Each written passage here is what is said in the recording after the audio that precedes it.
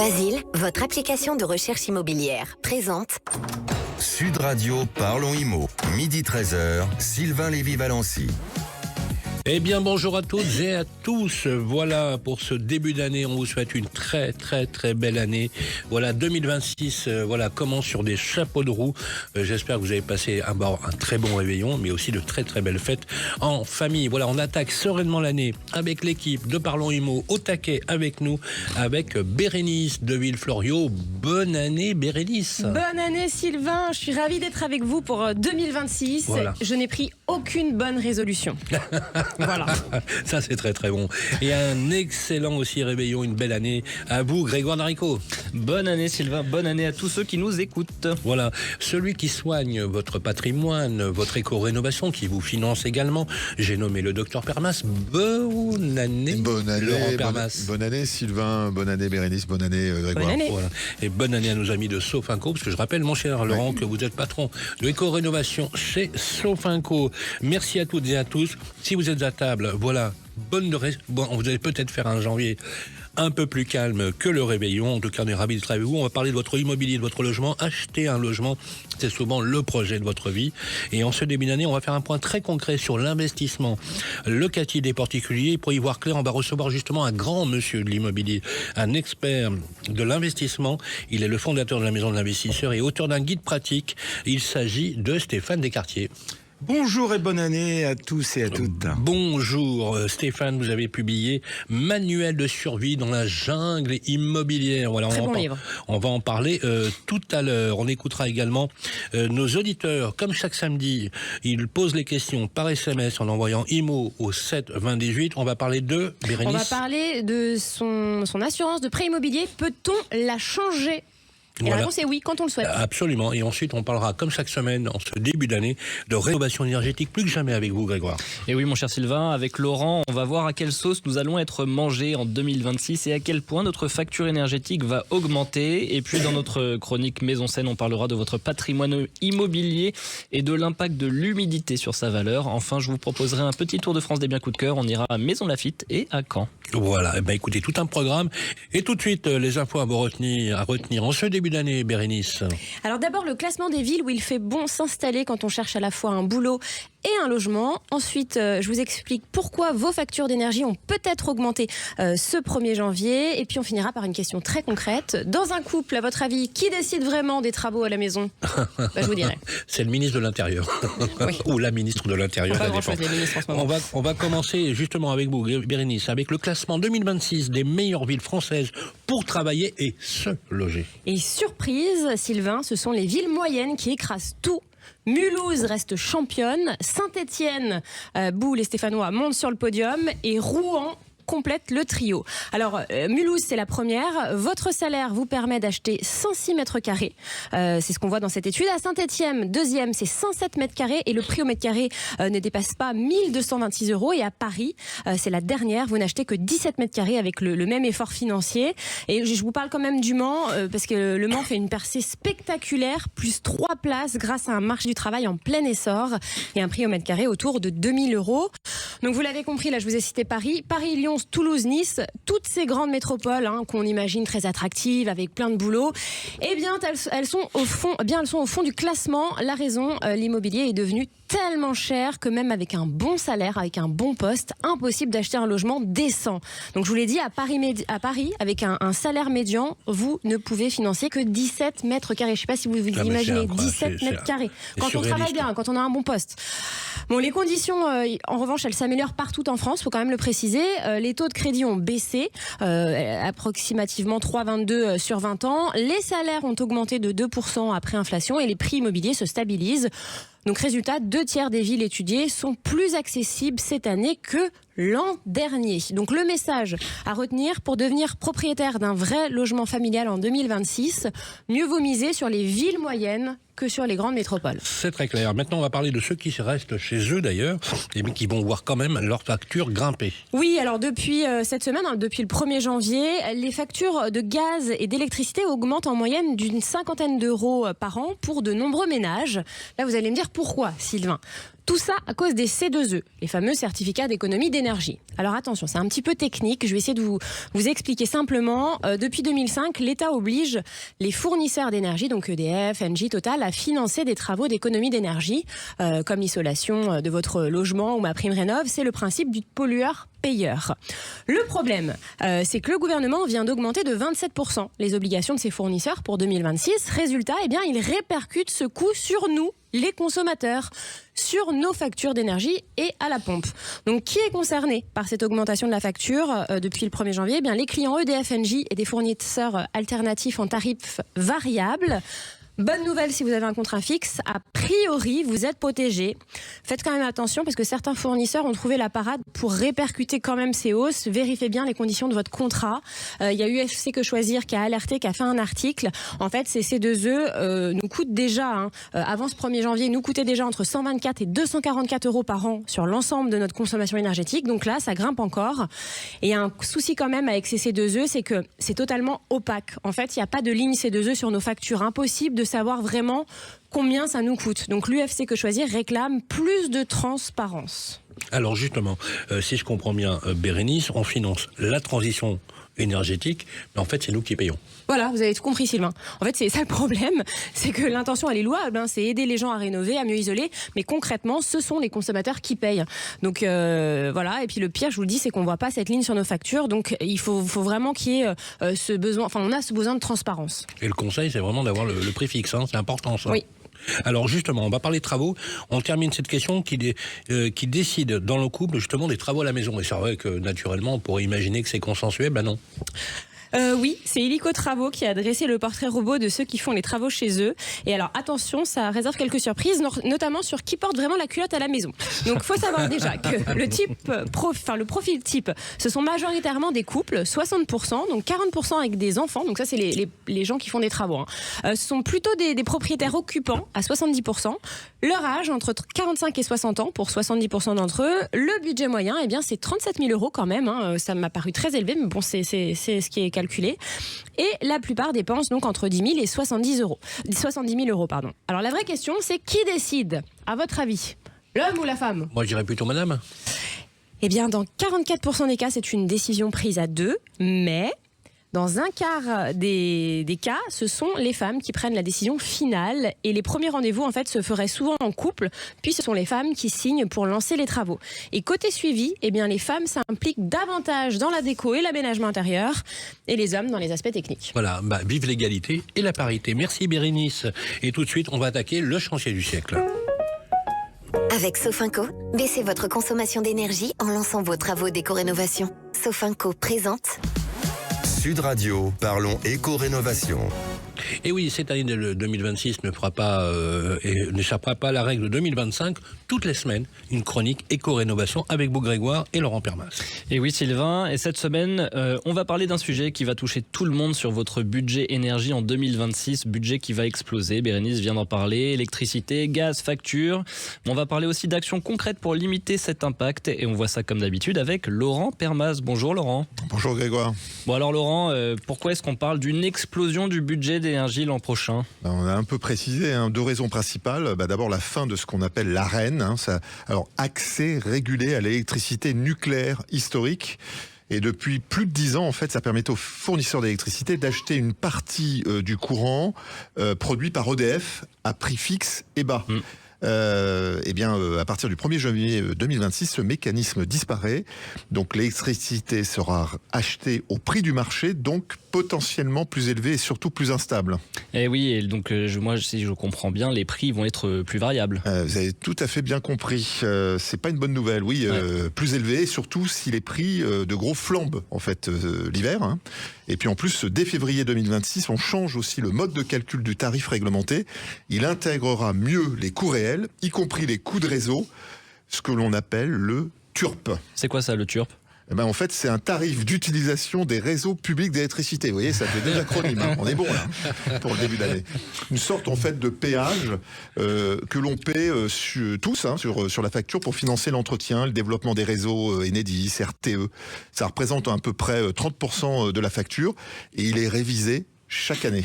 Donc Laurent, en clair, en 2026, c'est la fin du tarif protégé pour EDF et une hausse possible des frais de livraison. Ouais, exactement. En fait, ça peut représenter plusieurs centaines d'euros en fait à l'année pour certains ménages, et il faut vraiment s'y préparer dès maintenant là. Concrètement, Laurent, pour un ménage moyen, justement, ça représente quoi ? En fait, les premières estimations parlent d'une hausse de 15 à 20%. Vous vous rendez compte ? Énorme. 15 à 20%, c'est énorme. Sur une année, sur 2026, c'est jusqu'à 250 € supplémentaires par an pour une famille type. Et ça va être plus brutal, avec notamment une évolution du marché, combinée à la fin du bouclier tarifaire, ça va rendre les hausses quasi inévitables. Bon, la grande question, c'est que peut-on faire à notre échelle pour limiter la casse ? Justement, on va être un peu plus positif, on va mettre en place un plan d'action parce qu'on n'a pas le choix. Donc c'est un audit énergétique, on en parle régulièrement, mais ça c'est plus que jamais, obligatoire là pour identifier justement précisément ce qui consomme trop chez vous. Installer un thermostat, on l'a évoqué aussi, ça permet de baisser d'1 degré votre chauffage jusqu'à 7% d'économie. On compare les offres d'électricité dès janvier, parce que là, il va y avoir des écarts entre les fournisseurs qui vont souhaiter peut-être prendre des parts de marché. Donc là, c'est vraiment le moment de faire jouer la concurrence. Et puis, surveiller sa consommation en temps réel avec un compteur connecté ou une appli. Et côté travaux, on peut aller plus loin ? Oui, on va commencer par le b.a.-ba, c'est l'isolation en fait. Avant de partir comme ça tête baissée, isolation, comble, mur, plancher, c'est ce qui est le plus rentable en fait sur le long terme. Ensuite, vous avez les systèmes de chauffage, bien évidemment, remplacer le vieux convecteur par une pompe à chaleur, on en parle aussi régulièrement, ou une chaudière moderne. Et puis la ventilation, le petit oublié en fait, ça évite des pertes d'énergie, et puis ça évite surtout les moisissures. Et puis le tout est finançable en partie sur ma prime Rénov'. Vous savez que tout est ouvert à nouveau, avec Exactement. un budget identique, 4,8 milliards. Et puis l'éco-PTZ, les aides locales, le coup de pouce justement de sa commune. Il faut juste bien monter son dossier. Merci Laurent, à vous tous. Le mot-clé, c'est anticiper, ne pas attendre d'avoir une facture douloureuse pour agir. À bientôt sur Sud Radio. Sud Radio, parlons éco-rénovation. Avec Sofinco, lancez vos travaux d'éco-rénovation pour baisser votre consommation d'énergie. Voilà, on va revenir dans quelques instants, les amis, après une petite pause, et on répondra à vos questions, les questions des auditeurs avec vous, Bérénice de Villefloriot, et on recevra ensuite notre grand invité qui est sur le plateau, Stéphane Descartiers. À tout de suite. Basile, votre application de recherche immobilière, présente Sud Radio, parlons IMO. Midi 13h, Sylvain Lévy-Valency. Et oui les amis, comme chaque samedi de 12h à 13h, on est ravis de parler de votre immobilier, de vous donner des bons conseils. C'est à Sud Radio et vous êtes partout en France. On va parler de votre logement et on va répondre d'ailleurs à vos questions, et on le fera avec vous, Bérénice de Villefloriot. avec la Massif, économisez en changeant d'assurance de prêt immobilier. Conditions sur massif.fr. La Massif présente Sud Radio, parlons IMO, ça vous concerne. Et oui les amis, ça vous concerne, et cette semaine, en ce début d'année, nous avons reçu un SMS sur le répondeur de Sud Radio, Bérénice. Oui, d'ailleurs, envoyez-nous vos SMS, votre question en envoyant IMO, I2MO, puis votre question au 7 20 18. Et là, on répond à une question que beaucoup d'entre vous se posent. Peut-on vraiment changer d'assurance de prêt immobilier quand on le souhaite ? Je vous lis le SMS qu'on a reçu. Bonjour Sud, j'ai signé mon crédit immobilier en novembre dernier et je viens de me rendre compte que l'assurance emprunteur proposée par ma banque est assez chère. Est-ce que je peux déjà en changer ou est-ce que je dois attendre un certain délai ? Comment ça se passe concrètement ? Merci pour vos conseils. Alors, pour y répondre, on a le plaisir de recevoir Émilie Ruben. Bonjour. Bonjour. Vous êtes responsable communication de Sécurimut, filiale de la Massif. Alors, pour répondre tout de suite à notre auditeur qui s'appelle Mathieu, voilà, si on a signé son prêt il y a à peine un peu plus de 2 mois, est-ce qu'on peut déjà changer d'assurance emprunteur ?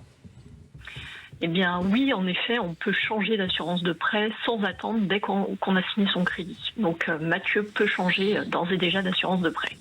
Et à tout moment, il n'y a pas de délai, il y a une loi qui est passée récemment, enfin il y a 4 ans, Tout 5 à ans. fait. Alors, pas tout à fait 5 ans, c'était en 2022. Ah oui, je crois que c'était 2021, pardon. Alors déjà depuis 2010, vous pouvez même souscrire une assurance de prêt avant d'avoir signé votre crédit en dehors de la banque. Vous n'êtes pas obligé de prendre l'assurance qui est proposée par la banque. Mais parfois, au moment du crédit, c'est un peu difficile. Donc, vaut mieux négocier tous les autres aspects du crédit. Et à ce moment-là, vous pouvez changer d'assurance de prêt dès lors que vous avez signé votre crédit. Ça, c'est la loi Lemoine qui date de 2022. D'accord. Et vous pouvez en changer à tout moment, donc du jour J où vous avez signé le crédit jusqu'à la fin du remboursement. Oui, parce qu'en général, quand ça se fait plutôt dans ce sens-là, parce qu'en général, quand on va voir son banquier, il aime bien nous vendre avec le prêt tout ce qui va avec, quoi. Ouais, malheureusement, c'est un peu souvent le cas. Alors bon, j'allais dire, si vous avez le pouvoir de négocier, vous pouvez toujours tenter de placer une autre assurance. Comme ça, c'est fait. Et vous n'êtes plus embêté avec. Mais sinon, nous, ce qu'on conseille souvent, c'est de négocier tout ce qui pourra pu être renégocié avec le crédit. Donc le taux d'intérêt, les indemnités de remboursement, les clauses de modularité, etc. Puisque tout ça, ça sera vraiment ancré dans le prêt et que vous ne pourrez plus en changer ensuite. Par contre, l'assurance d'emprunteur, elle, vous pouvez en changer vraiment quand vous voulez. Et contrairement aux autres assurances, il ne faut surtout pas attendre un an, il faut le faire dès que vous pouvez.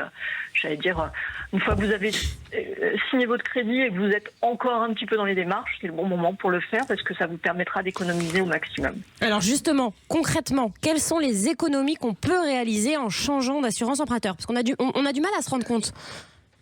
Oui, en fait, c'est assez énorme. L'assurance emprunteur, en fait, on ne se rend pas compte, mais c'est quand même le second poste de coût dans un crédit. C'est-à-dire que vous avez les coûts des intérêts en premier, et ensuite vous avez l'assurance emprunteur qui est à peu près à hauteur des frais de notaire. Et par contre, ça, c'est l'assurance emprunteur qui est proposée par la banque. Donc, environ, vous allez payer pour un couple 1 000 € par an. Et quand vous choisissez de passer par une assurance alternative, comme le propose la Massif par exemple, vous pouvez économiser à peu près la moitié de votre prime, c'est-à-dire passer de 1 000 € à 500 € par an. Donc c'est 500 € d'économie par an. C'est pas négligeable. Ouais, c'est sûr. Et sur la durée du crédit, ça représente 500 fois 20 ans, donc à peu près 10 000 €. Ouais, déjà 500 € par an, on est content de les avoir. Et concrètement, pour ceux qui nous écoutent, qui veulent se lancer, comment on fait? Parce que c'est vrai que les démarches, parfois, c'est pas évident. Là, qu'est-ce qu'il faut faire? Oui, alors on entend souvent que ça peut être un peu compliqué, etc. En fait, aujourd'hui, c'est simple. Il suffit de contacter votre assureur, déjà voir s'il propose une assurance emprunteur. C'est souvent le cas. Tous les grands assureurs et toutes les grandes mutuelles le font. Donc voilà, moi je vous conseillerais de passer par lui, de le contacter, vous faites un devis. Et ensuite, il y a pas mal d'assureurs qui proposent en fait de charger des démarches. Alors il y en a certains qui proposent juste un petit pack de résiliation et c'est à vous de faire quand même les démarches.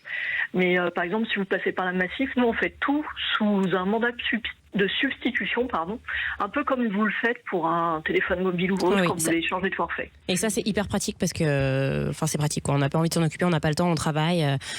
C'est vrai que c'est pratique. En termes de délai, ça prend combien de temps?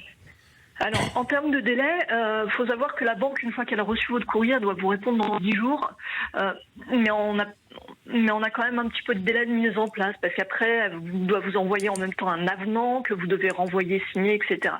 Donc, grosso modo, ça prend à peu près 2 mois de faire les démarches. C'est pour ça qu'on vous conseille de le faire le plus vite possible, comme ça... plus vite vous êtes débarrassé, plus vite c'est fait. Eh ben oui, voilà, c'est le début d'année, on est au mois de janvier, faut le faire maintenant, comme ça c'est effectif en mars, c'est ça? À peu près, ouais. Et puis c'est le bon moment pour faire des économies une fois qu'on a fait toutes les dépenses de Noël. Et bien voilà, merci infiniment, Émilie Ruben, responsable communication de Sécurimut, la filiale de la Massif. Sud Radio, Parlons Immo, ça vous concerne. Avec la Massif, changez votre assurance de prêt immobilier et économisez. Conditions sur massif.fr. C'est l'heure de recevoir notre invité. Bonjour Stéphane Descartiers. Bonjour à tous. Merci d'être avec nous dans Parlons Immo. Alors justement, vous êtes le spécialiste de l'investissement immobilier, vous avez été fondateur de la Maison de l'Investisseur et vous êtes auteur d'un guide pratique sur le sujet. Il est avec moi, Manuel, alors c'est pas mal au niveau du titre, Manuel de survie dans la jungle immobilière. Alors justement, on va faire ensemble, si vous voulez bien, un point très concret sur l'investissement locatif des particuliers. Est-ce que ça vaut le coup? Quel bien viser et quelles erreurs surtout à éviter dans un contexte où on a vraiment l'impression que les investisseurs dans l'immobilier ont quasiment tous disparu? Oui, alors pas tous disparus, heureusement, mais toute chose malheur est bon. Donc c'est vrai qu'actuellement, le marché, la résidence principale est repartie. Globalement, on le voit, même si le dernier trimestre n'était pas fabuleux, mais globalement, le marché de la résidence principale est reparti.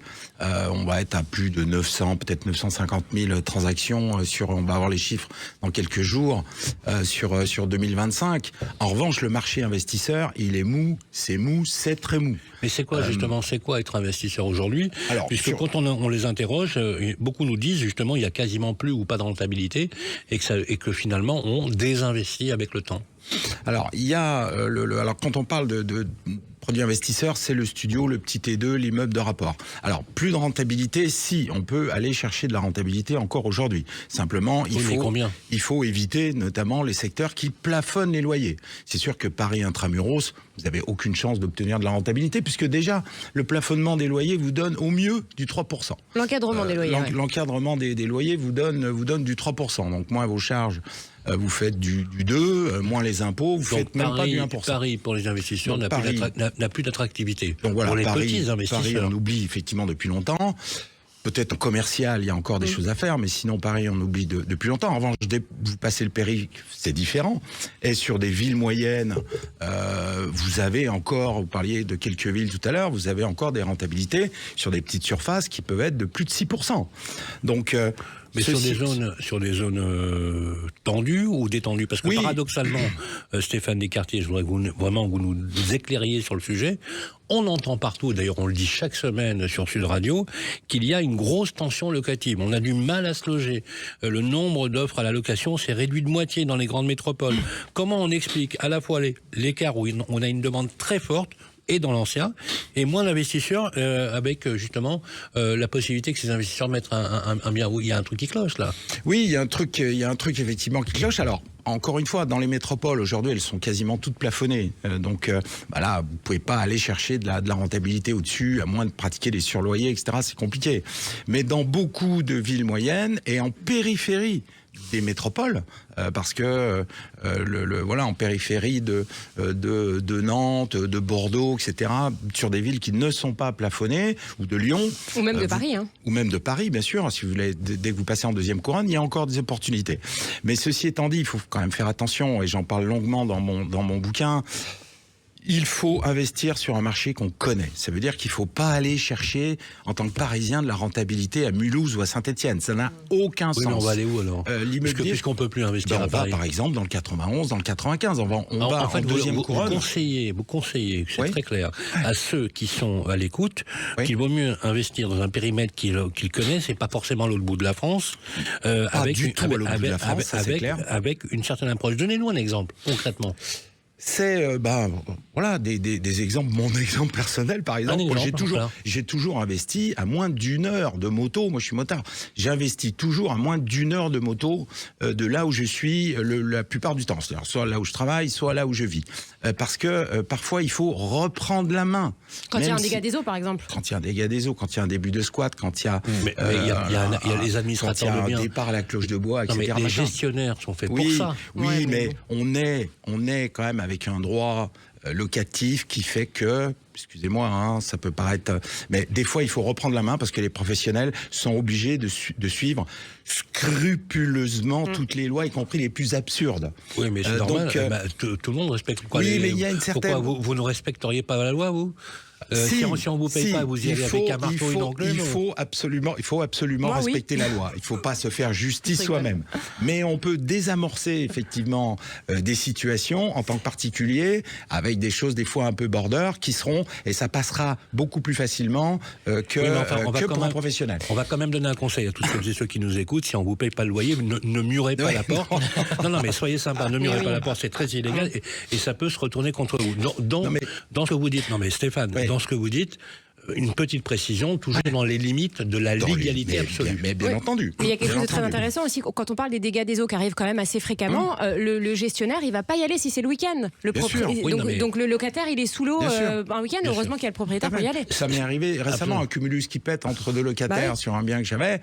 J'ai un gestionnaire sur ce bien, mais effectivement, c'était les vacances, c'était en plein mois d'août, il n'y avait personne. Je m'en suis occupé moi-même. Stéphane Descartier, vous allez rester avec nous, puisque vous allez nous faire le plaisir. Vous êtes notre grand invité jusqu'à la fin de l'émission. On vous posera d'ailleurs une grande question. Tout à l'heure, on va revenir avec vous pour parler des conseils pratiques, les amis, pour investir dans l'immobilier. On peut encore investir et surtout parler des dispositifs qui existent encore. Vous êtes dans Parlons Immo et tout de suite, on va passer à notre seconde partie. Basile, votre application de recherche immobilière, présente Sud Radio Parlons Immo, midi 13h, Sylvain Lévy-Valency. Eh bien, bonjour à toutes et à tous et merci d'être avec nous. Si vous prenez l'émission en cours de route, vous êtes sur Sud Radio un peu partout en France. On est ravis d'être avec vous. Je rappelle que maintenant, vous pouvez nous écouter sur le DAB et le DAB+, de vos voitures un peu partout. Sud Radio, c'est justement également la voix de l'immobilier. Voilà, parce qu'on parle vrai, on parle immo de votre logement et de votre immobilier. Avec vous, Stéphane Descartiers, dans ce grand entretien. Merci d'être resté avec nous. On va s'interroger également avec vous, Grégoire, sur la chronique, parce que 2026, on continuera à parler d'humidité et de la qualité de l'air dans le logement avec notre chronique. On va parler de quoi aujourd'hui ? On va vous parler de l'impact de l'humidité sur la valeur de votre patrimoine immobilier. Eh bien voilà, écoutez, c'est parti pour parler de tout cela. Et on est toujours sur Sud Radio pour la deuxième partie de l'entretien avec vous, Stéphane Descartiers. Je rappelle que vous venez de publier le manuel de survie dans la jungle immobilière. Achetez-le les amis, parce que je peux vous dire que ça nous permet d'avoir l'alpha et l'oméga et surtout les erreurs à ne pas éviter. Ben justement, quand on se pose la question, est-ce qu'il faut louer vide, meubler, faire un cours de confiscalité s'il faut, ou s'entourer d'un professionnel, c'est quoi l'arbitrage le plus simple à avoir lorsqu'on a en tête toutes ces options ? Alors aujourd'hui encore, même si le meublé a souffert un petit peu, le meublé reste beaucoup plus compétitif pour des raisons fiscales que malgré les révisions fiscales et autres. Voilà, même malgré la reprise des amortissements, juste notamment comme pour le calcul de la Stéphane, voilà, le néophyte que je suis, c'est quoi un meublé ? Un meublé, c'est un appartement où vous meublez. Alors maintenant, il y a une liste de meubles obligatoire. Oui, justement, voilà. c'est ça dont je parle. Mais surtout, vous êtes effectivement, vous échappez. Une échappez. table, des chaises, la télé, le lit. Non, la télé, c'est pas obligatoire, mais vous avez une liste de meubles effectivement obligatoires. On considère etc. qu'un appart est meublé à partir du moment où on respecte la liste. Voilà, il y a une liste précise. On respecte la liste et on fait des baux d'1 an, notamment, plutôt que des baux de 3 ans classiques. Et surtout, c'est une activité commerciale. Donc, au titre de cette activité commerciale, on a la possibilité au réel d'amortir son investissement.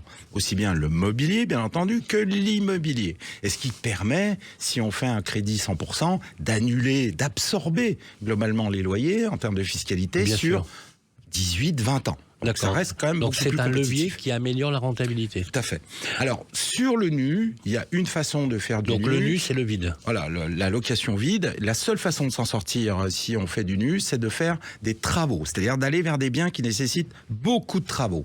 Puisqu'à ce moment-là, vous pouvez bénéficier du bénéfice du déficit foncier, ce qui vous permet, sur un gros coup de travaux, d'annuler la fiscalité de votre année en cours, bien sûr. Un exemple, voilà, un exemple. Vous achetez un bien à 150 000 euros. Avec 50 000 euros de travaux. Vos 50 000 euros de travaux, ils vont vous effacer la fiscalité de l'année où vous faites vos travaux. Et ensuite, globalement, vous allez avoir un peu plus de 30 000 euros qui vont venir en réserve. Et cette réserve va venir absorber vos loyers pendant 10 ans. Ah oui, bien. Voilà, donc zéro fiscalité du coup. Zéro fiscalité pendant 10 ans. Alors ce qui est tout à fait astucieux, et j'en parle longuement dans mon bouquin, c'est que vous pouvez cumuler ces deux principes et ces deux avantages fiscaux. C'est-à-dire vous commencez par un bien, je donnais votre exemple, vous commencez par un bien, vous achetez un bien avec travaux, vous faites un gros coup de travaux, donc vous faites 10 ans de déficit, et au bout de 10 ans, vous basculez ce bien en meublé. Et donc là, vous commencez à zéro des amortissements, etc. Et là, vous faites encore, si vous avez fait un crédit 20 ou 25 ans, vous faites encore 15 ans de revenus sans impôt. C'est-à-dire vous faites 10 plus 15, vous pouvez faire 25 ans sans impôt. Alors ça, c'est quand même pas mal. Alors, je vais vous dire, je pense que ça va beaucoup intéresser toutes celles et ceux qui nous écoutent. Alors justement, sur un marché qui est quand même chahuté, il faut le dire, sur l'investissement immobilier, on n'est pas en train de dire qu'on rase gratis tous les jours. Au contraire, vous dites qu'il y a des biens qu'on appelle, je reprends vos mots, sans appel. Des biens sans appel, peu de visites, peu d'offres, et c'est là que se crée l'opportunité. Je continue. Vous parlez de quoi concrètement, puisque quand on voit ça serait de nature à faire peur à n'importe qui, quoi. Oui, mais c'est aujourd'hui, effectivement, comme on le disait tout à l'heure, le marché de l'investisseur, il est très très mou. C'est-à-dire le studio, le petit T2, l'immeuble de rapport, c'est extrêmement mou. Voilà, aujourd'hui, les rares acheteurs, entre guillemets, qui se présentent pour ce type de produit, c'est eux qui font le prix. En quelque sorte, parce qu'il y a très peu d'acheteurs. Mais quoi, et une maison, une passoire thermique a fortiori, surtout si votre bien a un défaut. Parce qu'aujourd'hui, il y a du choix. Donc les gens vont plutôt vers des produits parfaits. Et du choix. Mais oui, il y a du choix. Sur le produit investisseur, vous regardez aujourd'hui des studios à vendre dans n'importe quelle ville, des immeubles de rapport, il y a du choix. Donc les gens vont naturellement, et c'est bien logique, vers les biens sans défaut. Oui, mais à une heure de chez eux, je reprends vos mots. Voilà, près de chez soi. Mais si vous êtes opportuniste et que vous regardez les rez-de-chaussée un peu sombres, les 6e sans ascenseur, les passoires thermiques notamment, il n'y a pas d'acheteur aujourd'hui. Ah non. Donc les prix qui veut aller vivre Mais oui, mais à toute chose, au rez-de-chaussée aveugle. Aujourd'hui, c'est mieux que de dormir à la rue. Aujourd'hui, Sylvain, dans une zone tendue, un rez-de-chaussée un peu sombre, un 6e sans ascenseur, ça fait la queue dans la rue pour louer. Puisque vous le savez, le marché est tellement en souffrance, le marché locatif est tellement en souffrance que le bien, y compris avec défaut, va se louer dans la journée. Alors justement, ça devrait attirer les investisseurs. Mais ça attire. Alors là, je suis pas le seul à le dire. Ça attire. Enfin, c'est-à-dire, les professionnels reviennent. Aujourd'hui, les professionnels qui se constituent du patrimoine, ils reviennent. Les particuliers attendent encore un miracle qui ne viendra pas. On a vu le sketch sur le statut du bailleur privé. Oui. Donc les particuliers attendent toujours un miracle qui n'arrivera pas. Ils sont un peu naïfs. Oui. Mais les professionnels sont revenus déjà. Et aujourd'hui, c'est le moment des opportunistes. Mais il faut faire des offres effectivement très basses. C'est-à-dire qu'aujourd'hui, le rez-de-chaussée un peu sombre, le 6e sans ascenseur, la passoire thermique, il faut craquer le prix. Aidez-nous à être très concret. Avant de signer, c'est quoi les 3-4 lignes à poser sur un coin de table pour savoir si l'opération, loyer, charges, taxes foncières, vacances, travaux, qu'on est au carré, quoi. Voilà.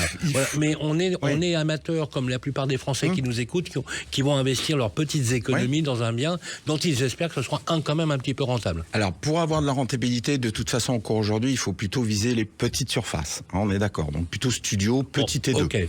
Ça, c'est clair. Combien, 20, 30 mètres carrés? Ouais, 20, 25 mètres carrés, 30 mètres carrés. Voilà, le petit T2, 30 mètres carrés aussi est pas mal. Ensuite. Donc là-dessus, vous avez de la rentabilité. Et là, vous pouvez viser, même en région parisienne, en périphérie des métropoles, vous pouvez viser du 6%, par exemple, brut.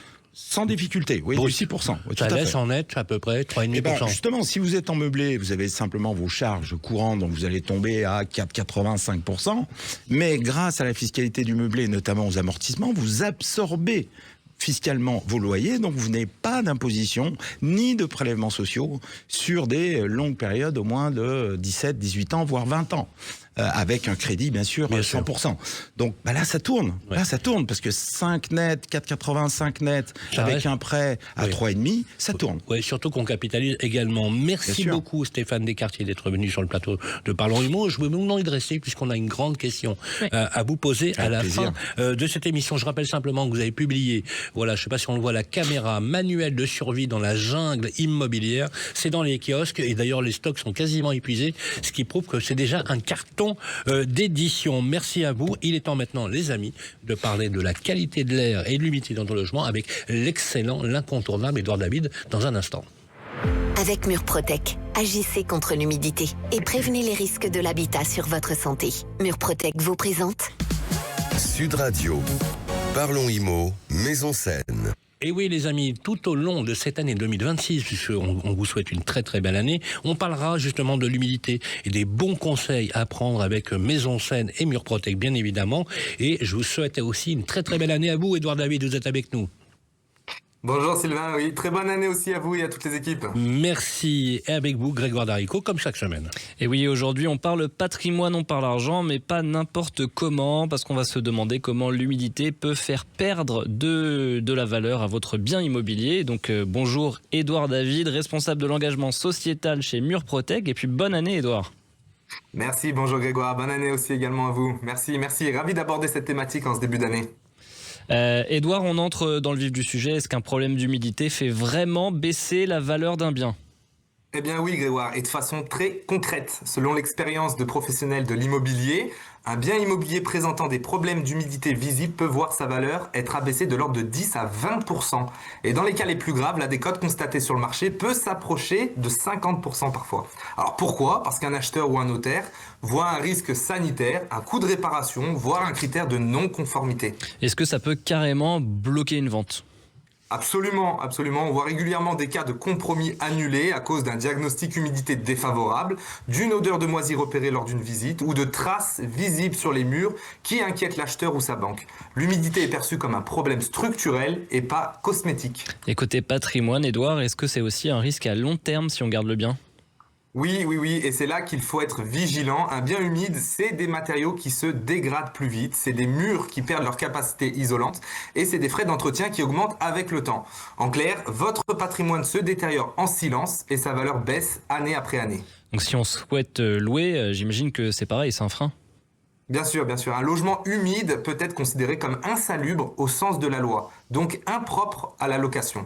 De plus en plus de locataires connaissent leurs droits, demandent des comptes et peuvent se retourner justement contre le propriétaire.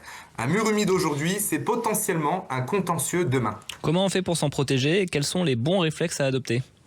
Eh bien, 3 étapes simples, Grégoire. Observer les signes, mur froid, taches, odeur, humidité persistante, faire un diagnostic professionnel gratuit chez certains spécialistes et traiter à la source, pas justement repeindre ou ventiler plus. Une bonne rénovation anti-humidité, c'est un investissement intelligent qui valorise le bien et justement évite des déconvenues. Allez, Édouard, un mot de conclusion pour celles et ceux qui nous écoutent.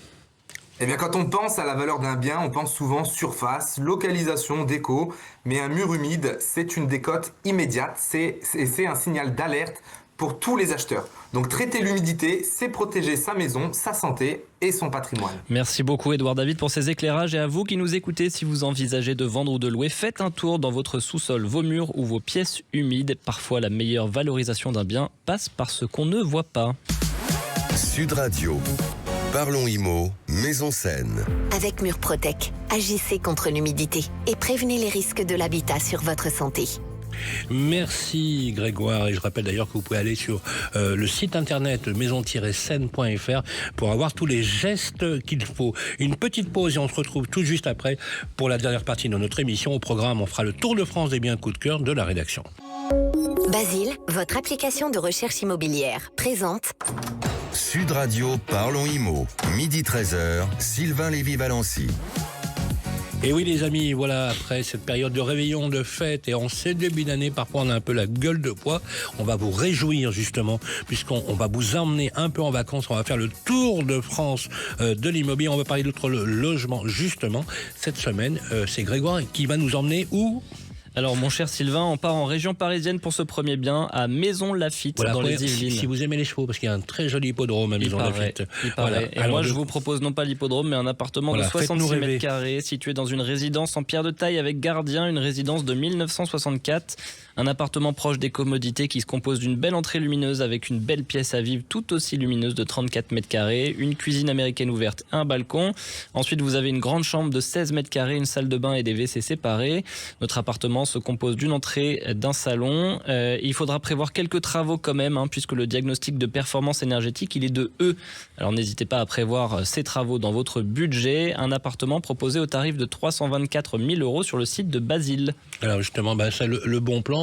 Cher à Stéphane Descartier, voilà. Ouais, très bien, Maison-Laffitte. Voilà, c'est pas mal. Alors pour le financer, 20% d'apport, soit 64 800 €, un emprunt sur 25 ans, 3,2%, et vous aurez des mensualités à 1 256 €. Allez, rapidement, on va nous emmener où ? En Normandie. Oui, à Caen, Sylvain, une ville que vous connaissez bien maintenant. Moi, c'est cadeau, je vous propose un bien de 18 000 m² en plein centre-ville. 18 000 m². Bon, figurez-vous que l'ancienne maison d'arrêt de Caen est mise en vente depuis le 12 décembre dernier, un achat atypique qui comporte quand même quelques contraintes, attention. Non mais quand c'est à 1h30 de Paris, on peut y aller. 18 000 m², voilà. Alors, donc l'ancienne maison d'arrêt est mise en vente depuis sa fermeture définitive en décembre 2023. La maison d'arrêt de Caen sonne creux.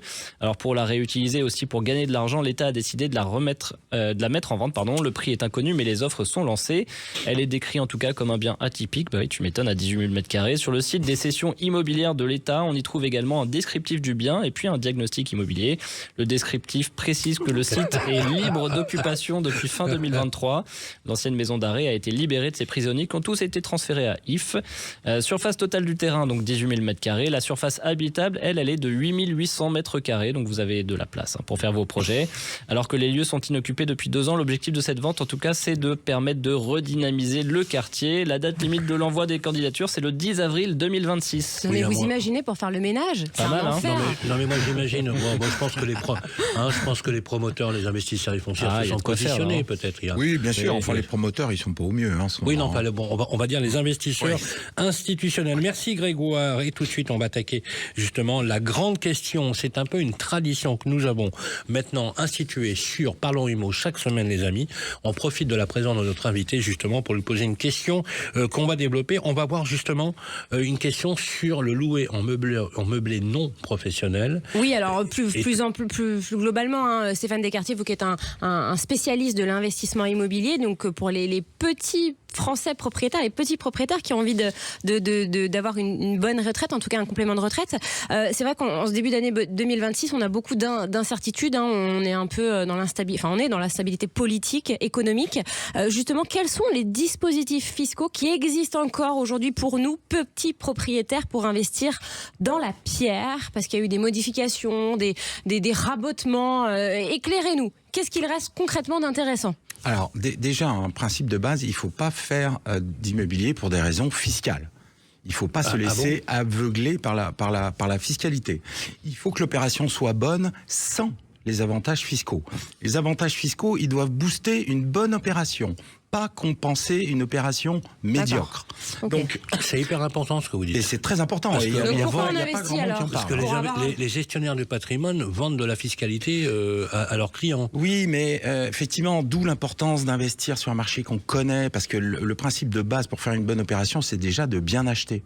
Et pour bien acheter, il faut effectivement connaître le marché et être sur tous les coups. Pour faire les bons coups, il faut être sur tous les coups. Mais ça veut dire quoi, bien acheter? Ça veut dire qu'il faut travailler un petit périmètre, être très actif, et quand une opportunité se présente, on la saisit. Mais ça demande du boulot, de la réactivité, etc., etc. Mais ça veut dire quoi bien acheter? Ça veut dire qu'on fait une plus-value quand on revend? Ça veut dire qu'on perd pas d'argent? Oui, ça veut dire qu'on fait de la plus-value latente. C'est-à-dire qu'on s'est présenté au bon moment avec le bon vendeur. C'est les vendeurs, ils vendent parce qu'ils ont besoin de l'argent, souvent.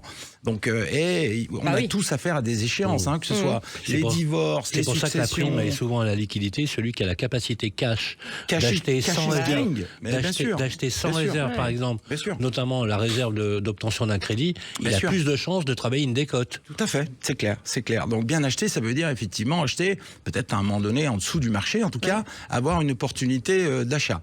Alors maintenant, ce qui permet d'avoir une meilleure fiscalité.